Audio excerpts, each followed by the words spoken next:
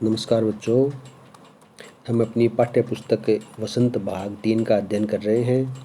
इस पाठ्य पुस्तक का पहला अध्याय है ध्वनि और इसके ये कविता है और ये कविता छायावादी कवि सूर्यकांत त्रिपाठी निराला की रचना है।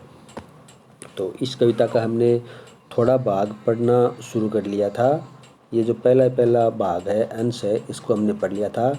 कवि कहते हैं कि अभी मेरा अंत नहीं होगा, क्योंकि जिस प्रकार वसंत ऋतु आने से नए नए पुष्प फूल खिलते हैं, वैसे ही मेरे जीवन में भी अभी मृदुल वसंत का आगमन हुआ है। कोमल सुंदर वसंत का आगमन हुआ, अर्थात युवावस्था का आगमन हुआ है। अभी मेरा अंत नहीं होगा। अब थोड़ा आगे पढ़ना शुरू करते हैं। हरे हरे ये पात, डालियाँ कलियाँ कोमल गात, मैं ही अपना स्वप्न मृदुल कर, फेरूंगा निद्रित कलियों पर जगा एक प्रत्यूष मनोहर। तो पहले इसमें जो कठिन शब्द है उन कठिन शब्दों का अर्थ देख लो। पात शब्द का अर्थ होता है पत्ते,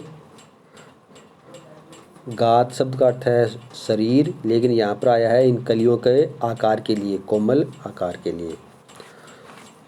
मृदुल मतलब कोमल, कर मतलब हाथ, निद्रित मतलब सोई हुई, प्रत्यूष मतलब प्रभात, मनोहर मतलब मन को हर लेने वाला। अब देखो कवि सूर्यकांत त्रिपाठी निराला क्या कहते हैं। कवि सूर्यकांत त्रिपाठी निराला कहते हैं कि अभी तो मेरे जीवन में वसंत ऋतु आई है, अर्थात अभी मेरे जीवन में युवावस्था का आगमन हुआ है। तो अभी वसंत ऋतु का आने से हरे हरे पत्ते और कलियों से डालियों का सुंदर आकार निखरा ही है, अर्थात मेरे शरीर में यौवन आने से मेरे शरीर का सुंदर विकास हुआ है। यानी जिस प्रकार वसंत आने से हरे हरे पत्ते कलियों से डालियों का सुंदर आकार निखरता है, उसी प्रकार युवावस्था आने से मेरे शरीर का सुंदर विकास हुआ ही है। मैं ही अपना स्वप्न मर्दुल कर, फेरूंगा निर्दित कलियों पर जगा एक प्रत्यूष मनोहर। कवि सूर्यकांत त्रिपाठी निराला कहते हैं कि मैं ही अपनी मधुर भावनाओं रूपी कोमल हाथों से, मैं ही अपनी मधुर भावनाओं रूपी कोमल हाथों से इन अलसाई हुई कलियों का स्पर्श करूंगा और इन पर अपना उत्साहपूर्वक हाथ फेरूंगा। अब मेरे जीवन में या ये बोल सकते हो कि अब मेरे वसंत रूपी जीवन में एक नया मनोहर, नया प्रभात आया है। आगे देखो अब,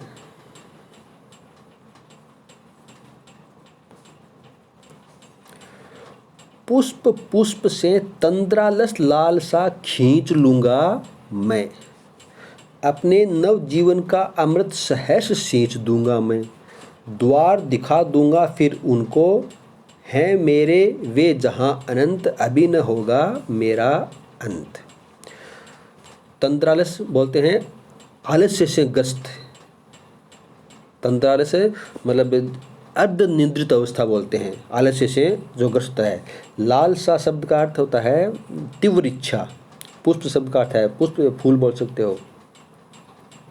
अनंत यानी जिसका कोई अंत न हो। कवि सूर्यकांत त्रिपाठी निराला कहते हैं कि अब जो अर्ध खिले फूल हैं, जो आलस्य से ग्रस्त हैं, उन पर भी मैं सुंदर लालसा से अपनी ओर खींच लूंगा। जो आलस्य से अर्ध खिले पुष्प हैं, उन्हें भी मैं सुंदर लालसा से अपनी ओर खींच लूंगा और अपने नवजीवन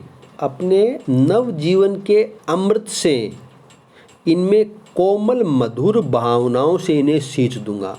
अपने नवजीवन के अमृत से इन्हें कोमल मधुर भावनाओं से सींच दूंगा। द्वार दिखा दूंगा फिर उनको, मैं इन्हें बाहर निकलने का द्वार बता दूंगा, अर्थात इन्हें विकसित होने का मार्ग बता दूंगा। इसी प्रकार मेरे जीवन में उत्साहपूर्वक नवीन लालसाओं और कोमल भावनाओं का असीमित प्रसार होगा। जिस प्रकार वे इन कलियों का, इन जो कोमल मधुर भावनाओं से इन कलियों को सींच करके और बाहर निकालने का द्वार बताएंगे, उसी प्रकार वे अपने जीवन में जो उत्साहपूर्वक नवीन लालसाएं हैं उनका असीमित प्रसार करेंगे।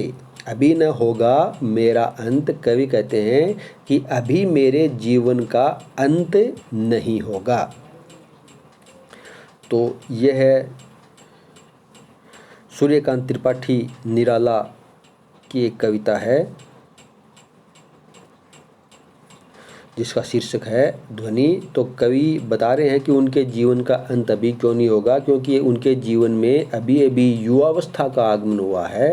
तो युवावस्था जीवन का सबसे सुंदर समय होता है।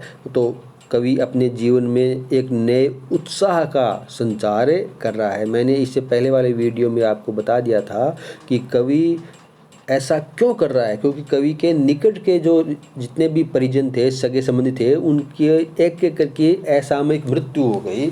इसलिए कवि अपने आप को फिर से एक उत्साहित करने का प्रयास कर रहा है। तो ये मैंने आपको कविता पढ़ा दी है। इसका आप सरलार्थ वीडियो को बीच में रोक रोक करके और सरलार्थ अपनी हिंदी की कॉपी में करके पूरा का पूरा और मुझे शाम तक मेरे पर्सनल नंबर पर भेजेंगे। तो ये कविता है, इसका पूरा का पूरा सरलार्थ के रूप में करके और मेरे पर्सनल नंबर पर आज शाम तक आप भेजना है। कल मैंने इसके आपको गृह कार्य करवा दूंगा। नमस्कार।